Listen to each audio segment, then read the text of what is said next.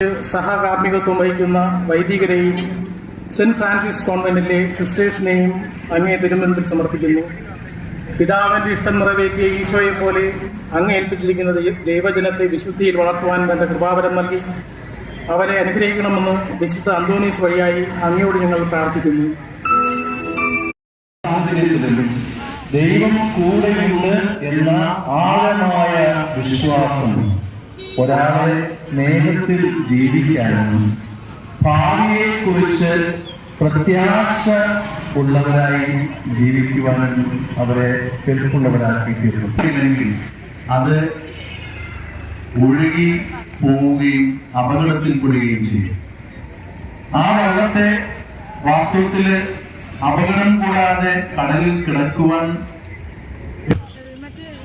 നമ്മുടെ ജീവിതത്തിന്റെ നങ്കൂരം ആങ്കർ എന്ന് പറയുന്നത് യേശുവാണ്, രക്ഷകനായ ക്രിസ്തുവാണ്.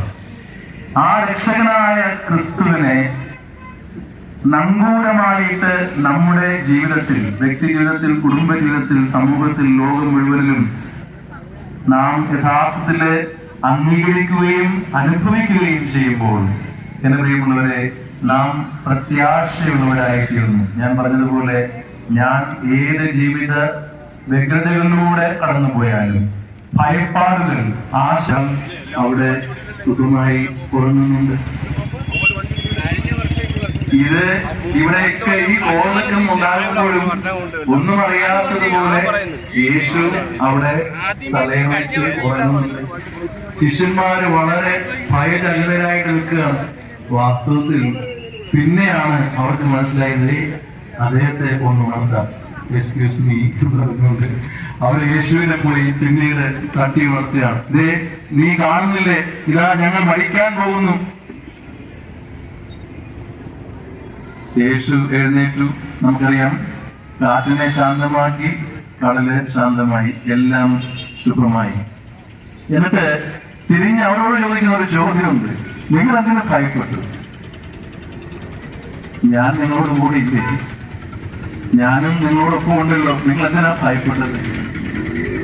എന്റെ സഹോദരരെ, ഇത് വിശ്വാസത്തിന്റെ ഒരു ടെസ്റ്റിംഗ് ആണ്, പരീക്ഷണമാണ്. ബുദ്ധിമുട്ടുകൾ ഒന്നിനു പുറകെ ഒന്നായി നമ്മെ വേട്ടയാടാൻ, ജീവിതത്തിലെ കുടുംബ ബന്ധങ്ങളിൽ തന്നെ വിഫലമാകുന്ന ആ ബുദ്ധിമുട്ടുകൾ, ഇതുപോലുള്ള വേദനാജനകമായ ഒട്ടനവധി അനുഭവങ്ങൾ കടന്നുപോകും. പക്ഷേ അപ്പോഴും നാം നഷ്ടധൈര്യരാകുന്നത് ദൈവം കൂടെയുണ്ട് എന്നുള്ളത് നമ്മളെ ധൈര്യപ്പെടുത്തണം, നമ്മളെ മുന്നോട്ട് വേണ്ടുന്ന കാര്യങ്ങൾ എന്നെ അറിഞ്ഞ് മനസ്സിലാക്കി ചെയ്തു തരണം. ഇതൊക്കെയല്ല എല്ലാവരും ആഗ്രഹിക്കുന്നത്.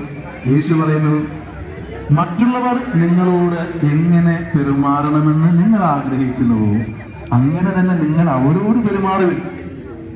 അപ്പോൾ കാര്യം ശരിയാവും. നമ്മളിതൊക്കെ ആഗ്രഹിക്കുന്നു.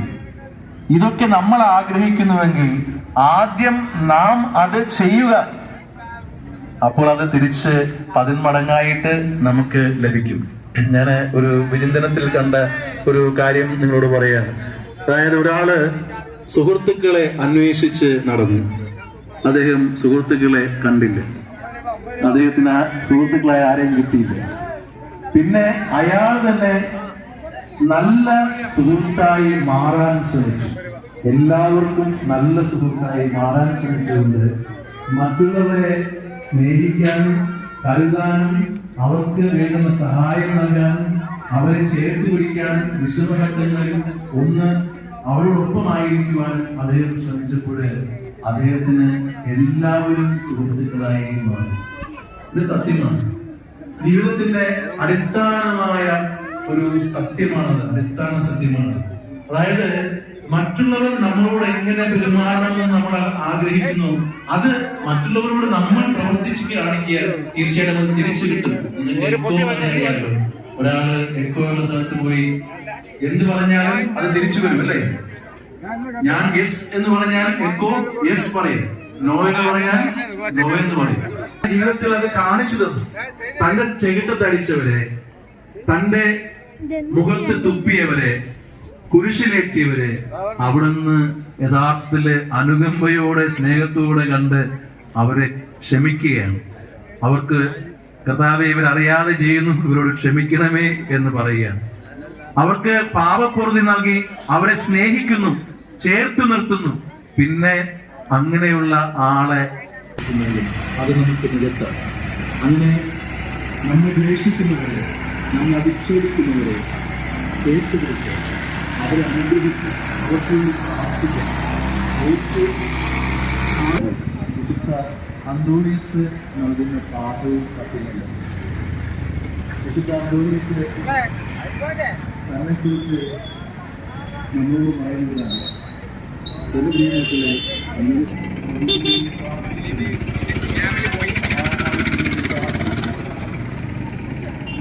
ഒട്ടനവധി കാര്യങ്ങളിലേക്ക് നിങ്ങളോട് പ്രാർത്ഥിക്കുന്നു.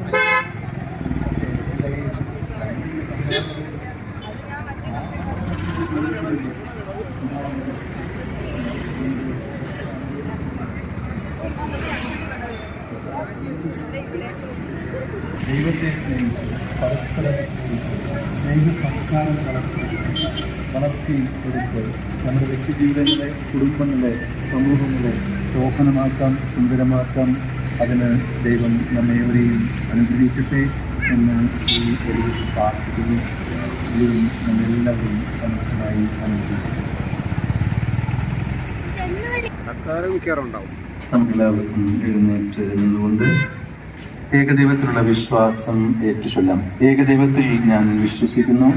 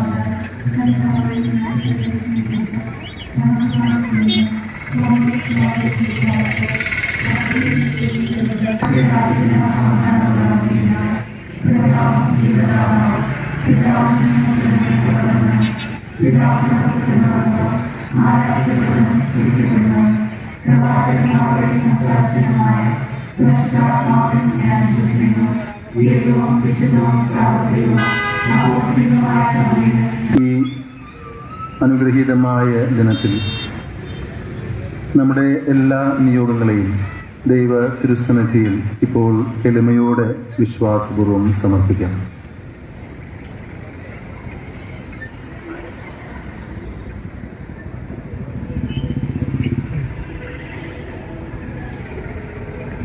മാതാവിൻ്റെ ഉദരത്തിൽ നിനക്ക് രൂപം നൽകുന്നതിന് മുമ്പേ നിന്നെ ഞാൻ അറിഞ്ഞു.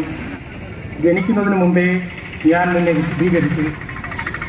ജനങ്ങൾക്ക് പ്രവാചകനായി ഞാൻ നിന്നെ നിയോഗിച്ചു എന്ന് അരുൾ ചെയ്ത സ്നേഹപിതാവേ, പത്രോസിൻ്റെ സിംഹാസനത്തിൽ ഉപവിഷ്ടനായിരിക്കുന്ന പരിശുദ്ധ പിതാവ് ഫ്രാൻസിസ് പാപ്പയെയും അതിരൂപത മെത്രാപ്പൊലീത്ത തോമസ് ജെ നെറ്റോ പിതാവിനെയും സഹായ മെത്രാൻ ക്രിസ്തുദാസ് പിതാവിനെയും ഇടവക വികാരി സജു റോൾഡൻ അച്ഛനെയും സഹവികാരി വിനീത് പോൾ അച്ഛനെയും ഇന്നത്തെ ദിവ്യബലിക്ക് സഹകാർമ്മികത്വം വഹിക്കുന്ന വൈദികരെയും സെൻറ്റ് ഫ്രാൻസിസ് കോൺവെന്റിലെ സിസ്റ്റേഴ്സിനെയും അങ്ങേ തിരുമുൻപിൽ സമർപ്പിക്കുന്നു. പിതാവിൻ്റെ ഇഷ്ടം നിറവേറ്റിയ ഈശോയെ പോലെ അങ്ങ് ഏൽപ്പിച്ചിരിക്കുന്ന ദൈവജനത്തെ വിശുദ്ധിയിൽ വളർത്തുവാൻ വേണ്ട കൃപാവരം നൽകി അവരെ അനുഗ്രഹിക്കണമെന്ന് വിശുദ്ധ അന്തോണീസ് വഴിയായി അങ്ങയോട് ഞങ്ങൾ പ്രാർത്ഥിക്കുന്നു.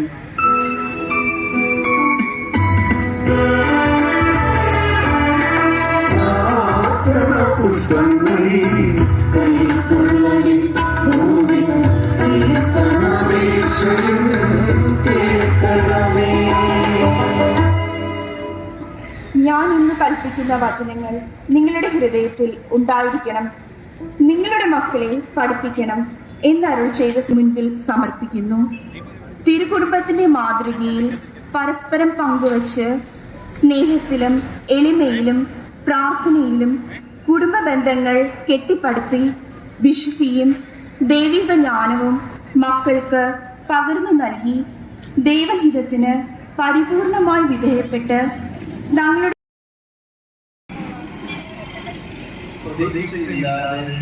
പ്രത്യാശയില്ലാതെ നമുക്കാർക്കും ജീവിതത്തെ സന്തോഷത്തോടെ സമൃദ്ധിയോടെ മുന്നോട്ട് കൊണ്ടുപോകാനാവില്ല.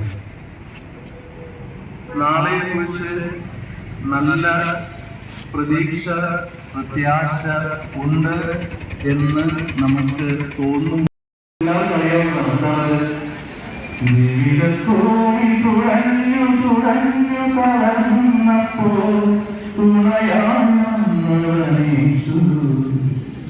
ദുഃഖത്തിൽ ചുഴിയിൽ മുങ്ങി മുങ്ങി കാണപ്പോൾ തീരം ചേർത്തീശു. സുന്ദരമായ ഒരു പാട്ട് ഈ സുഹൃത്തിന്റെ പശ്ചാത്തലത്തിലാണ് എഴുതിയിരിക്കുന്നത്. അതേപോലെ ജീവിതത്തിന്റെ ഈ തോന്നി നാം നമ്മോട് കൂടെ മറക്കാറുണ്ട്. അതാണ് പ്രത്യാശയോടെ ജീവിക്കാൻ നമുക്ക് കരുത്ത് സാധിക്കുന്നത്. ദൈവിക പുണ്യങ്ങൾ എന്ന് പറഞ്ഞ് 3 പുണ്യങ്ങൾ കാണാൻ പറ്റുന്നു. നമ്മളോട് ചോദിച്ചാൽ അറിയാമെന്ന് ഞാൻ ചോദിക്കുന്നുണ്ട്. അതായത് ദൈവിക പുണ്യങ്ങൾ 3 എന്ന് നമ്മൾ കാണാതെ പഠിച്ചിട്ടുണ്ട്. ഇതൊക്കെയാണ് വിശ്വാസം,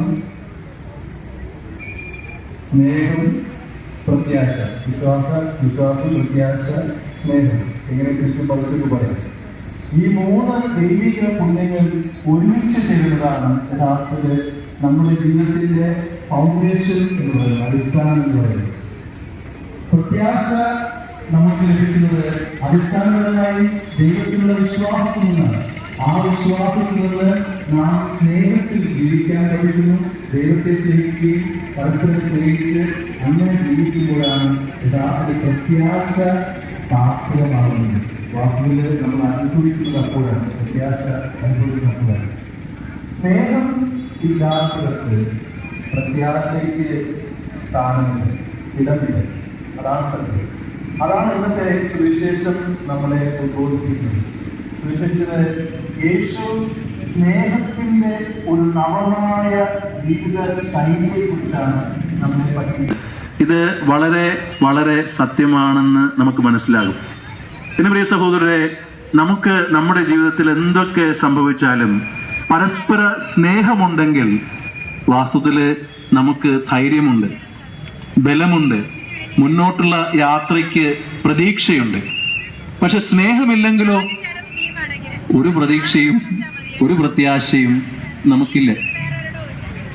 അടിസ്ഥാനിക്കുന്ന ഈ പ്രത്യാശയോടെയുള്ള ജീവിതം സാധ്യമാകുന്നത് ഇവിടെ യേശു യഥാർത്ഥത്തില് സ്നേഹത്തിന്റെ ഒരു നവ ജീവിത ശൈലിയെ കുറിച്ചാണ് ഈ സുവിശേഷ ഭാഗത്ത് നമ്മെ പഠിപ്പിക്കുവാനായിട്ട് ആഗ്രഹിക്കുന്നത്.